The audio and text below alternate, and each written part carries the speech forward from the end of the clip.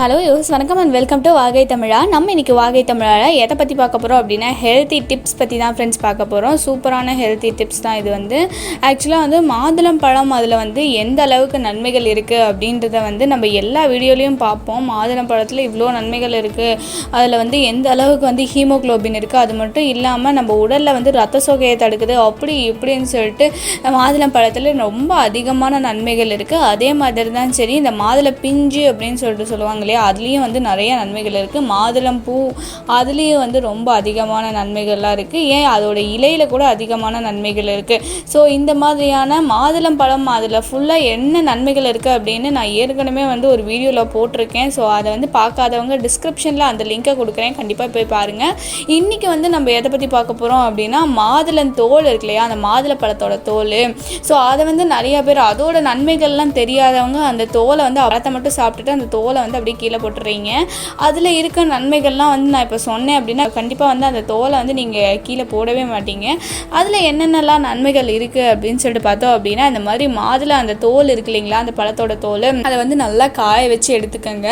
அந்த மாதிரி காய வச்சு எடுத்து அதை நல்லா பொடி பண்ணி வச்சுக்கோங்க. நல்லா ட்ரையாக காய வச்சு அதை பொடி பண்ணி எடுத்துக்கோங்க. அந்த மாதிரி பொடி பண்ணி எடுத்துக்கிட்ட அந்த மாதுளை பழத்தோட தோல் இருக்கு இல்லைங்களா, அதை நல்லா சுடுதண்ணியில் டெய்லியும் காலையில் கலந்து வாய் கொப்பளிச்சிக்கிட்டே வந்தீங்க அப்படின்னா வாய் சம்பந்தமான எல்லா பிரச்சனைகளுக்கும் தீர்வு காணலாம் அப்படின்னு சொல்லிட்டு சித்த மருத்துவர்கள் சொல்கிறாங்க. அது மட்டும் இல்லாமல் ஈறுகள் ஏதாவது வீக்கு அப்படின்னு சொன்னால் கூட அந்த மாதிரியான இந்த மாதிரி மாதுளப்பழ தோலில் அந்த பவுடரோட தண்ணி குடிச்சிங்க அப்படின்னா அதில் வாய் கொப்பளிச்சிங்க அப்படின்னா கண்டிப்பாக அது சரியாயிரும் அப்படின்னு சொல்லிட்டு சொல்கிறாங்க.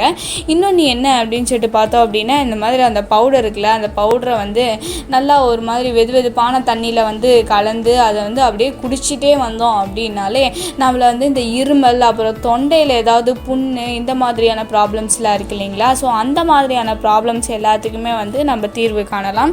இது ஒரு எளிமையான ஒரு வைத்தியம் அப்படின்னு சொல்லிட்டே சொல்கிறாங்க. நிறைய பேருக்கு இந்த ரத்தம் கம்மியாக இருக்கிறதுனால முகப்பொலிவின்மை இதெல்லாம் இருக்கும். அதுக்கு இந்த மாதிரி மாதுளை பழம் சாப்பிட்டா கண்டிப்பாக முகப்பொலிவின்மை அப்படின்றது கிடைக்கும்.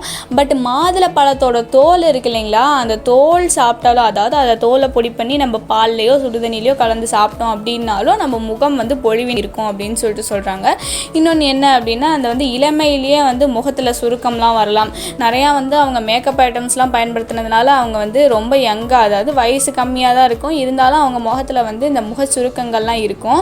ஸோ அந்த மாதிரியான ப்ராப்ளம்ஸ்லாம் இருக்கவங்க கண்டிப்பாக இந்த மாதுளப்பழ தோலை எடுத்துக்கோங்க. அந்த மாதிரியெல்லாம் எடுத்துக்கிட்டிங்க அப்படின்னா கண்டிப்பாக அந்த சுருக்கங்கள்லேருந்து நம்ம ரிலீஃப் ஆகலாம். அது மட்டும் இல்லை, இந்த மாதிரி புற்றுநோய் இருக்கு இல்லைங்களா, புற்றுநோய் இருக்கவங்க கூட இந்த மாதிரி மாதுளம் பழ தோலை நல்லா காய வச்சு அதை எடுத்துக்கலாம். அது ஒரு எதிர்ப்பு சக்தியை உண்டாக்கும் அப்படின்னு சொல்லிட்டு சொல்லலாம். இன்னொன்று என்ன அப்படின்னா, இதய நோய்க்கு எதிராக செயல்படுறது தான் இந்த மாதுளம்பழ தோல் அப்படின்னு சொல்லிட்டு சொல்லப்படுறாங்க. ஸோ இதய நோய் இருக்கவங்க, இந்த அடிக்கடி ஹார்ட் அட்டாக் வரவங்க, இவங்க எல்லாம் இவங்களுக்குலாம் நம்ம இந்த மாதிரி மாதுளப்பழ தோலை பவுட்ரு பண்ணி அதை நம்ம பால்லையோ இந்த மாதிரி சுடு தண்ணிலையோ கலந்து கொடுக்கலாம்.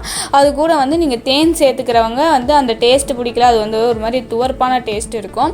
ஸோ அந்த டேஸ்ட் பிடிக்கலன்றவங்க அதில் கூட கொஞ்சம் தேன் சேர்த்து குடிக்கலாம்.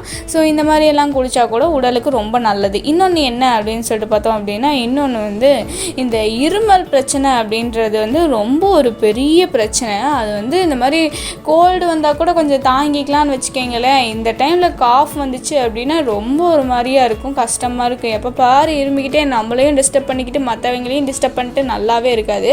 ஸோ அந்த காஃபுக்கு என்னடா பண்ணுறது, இது சாப்பிட்டா காஃப் வரவே வரக்கூடாது, அப்படி என்ன இருக்குது அப்படின்னு சொல்லிட்டு கேட்டிங்கன்னா அதுக்கு ஆன்சர் என்ன அப்படின்னு சொல்லிட்டு பார்த்தோம் அப்படின்னா, இப்போ ஒரு கைப்பிடி மிளகு எடுத்துக்கோங்க.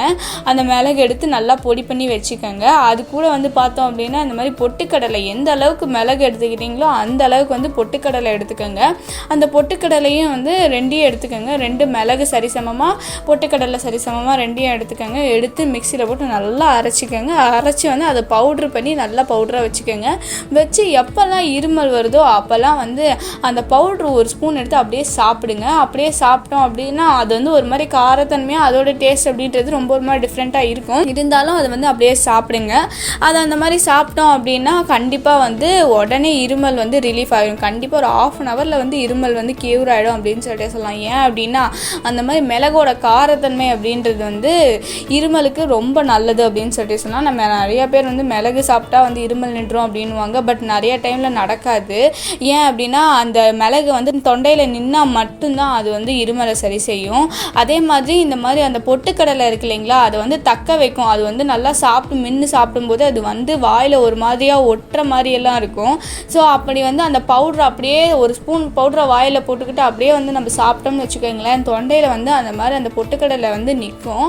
ஸோ அது கூட இந்த மாதிரி மிளகும் வந்து இருக்கும்போது அது சீக்கிரமாக ஃபங்க்ஷன் ஆகிட்டு நம்மளுக்கு அந்த இருமல் அப்படின்றது அப்படியே ஸ்டாப் ஆயிரும். இன்னொன்று என்ன அப்படின்னு சொல்லிட்டு பார்த்தோம் அப்படின்னா, இந்த மாதிரி வந்து மிளகை நல்லா பொடி பண்ணி வச்சுக்கோங்க. அது கூட வந்து நெய் இருக்கு இல்லைங்களா, ஃபஸ்ட்டு நெய் ஒரு கடாய் எடுத்துக்கோங்க. அந்த கடாயில் நெய் விட்டுக்கோங்க. விட்டு வந்து நல்லா அந்த நெய் பொரிச்சு காஞ்சி வரட்டும்.